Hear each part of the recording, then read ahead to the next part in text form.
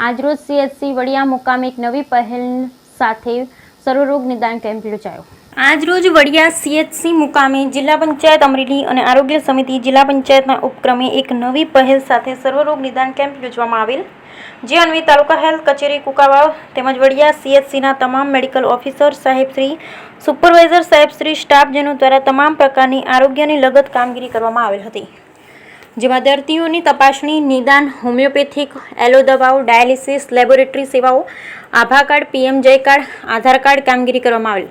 આ તકે જિલ્લા પંચાયત અમરેલી સદસ્ય શ્રી વિપુલભાઈ રાંગ, સંગઠન મંત્રી શ્રી શૈલેષભાઈ ઠુમ્મર, તાલુકા પંચાયત સદસ્ય શ્રી તુષારભાઈ ગણાત્રા, ગજેન્દ્રભાઈ પટોળિયા તેમજ તમામ ગામના સરપંચશ્રીઓ ઉપરોક્ત તમામ મહાનુભાવો દ્વારા દીપ પ્રાગટ્ય કરી આ નિદાન કેમ્પ શરૂ કરાવેલ હતો।